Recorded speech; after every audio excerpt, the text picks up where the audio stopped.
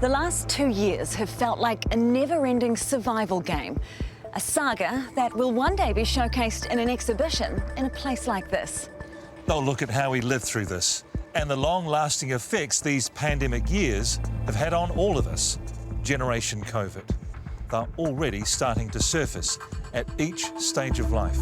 Our youngest were born into this mess, and it's shaping their development.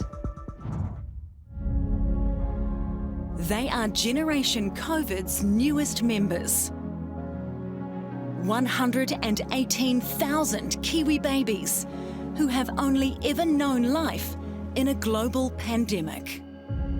There could be lifelong impacts for them.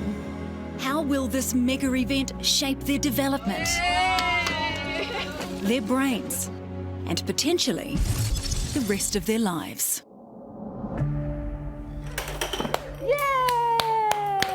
First-time mum Amy Hosking says the pandemic flipped everything she thought motherhood would be on its head. I'm a lot more fatigued around all the decisions and trying to protect him. I'm a bit more anxious than I wanted to be. Lockdowns and the fear of exposing him to COVID kept them within the confines of their Papakura home for almost the entirety of Sydney's first year of life. There were no library visits, playgroups, and very few coffee catch-ups with other parents. Sydney's Plunkett book is empty. He's very clingy.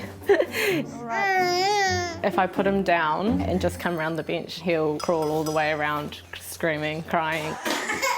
Even now, leaving the house is difficult. He's developed an intense separation anxiety. It worries me that I'm his sole teacher and I'm a first-time mum. I don't know what I'm doing, really. I wonder what his life's going to be like now. Are you ready?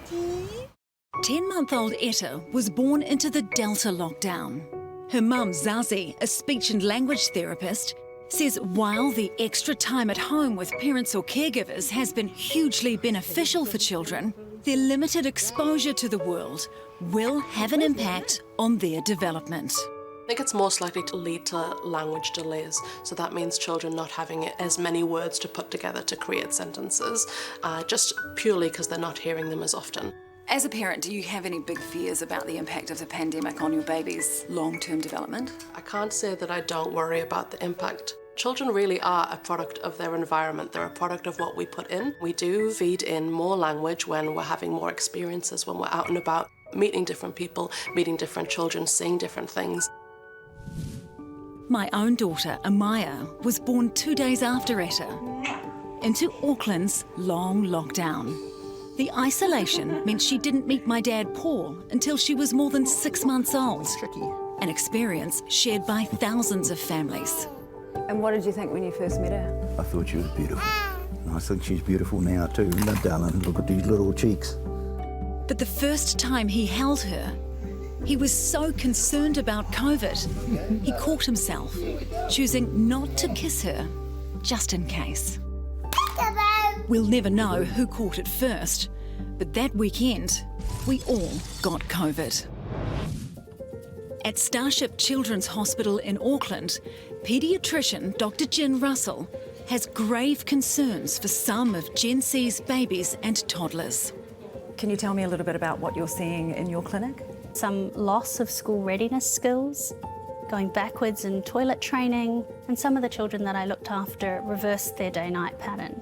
Most of these regressions will be resolved simply with time. My concern would be for those children where there's been high family stress, turnover in jobs or job loss, worsening parental mental health, even addictions surfacing.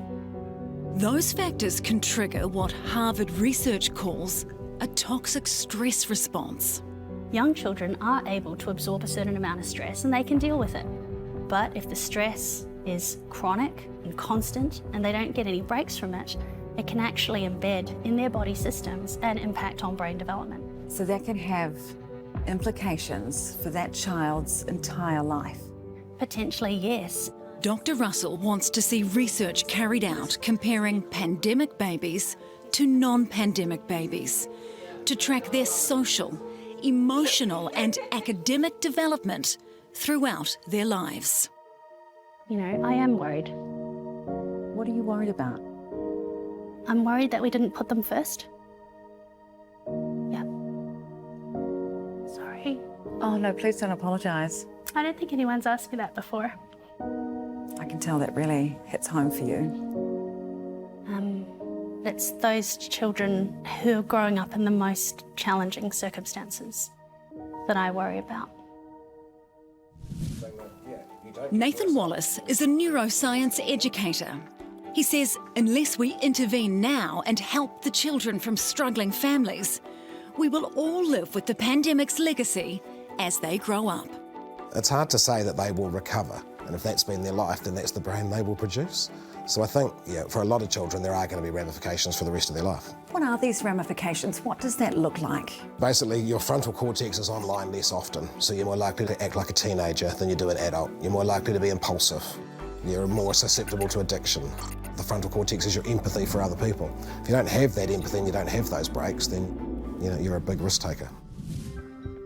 The good news is that it isn't too late to prevent the worst of the pandemic's impacts. Children have a high degree of neuroplasticity. It means they can adapt and they can catch up if they're given the support they need.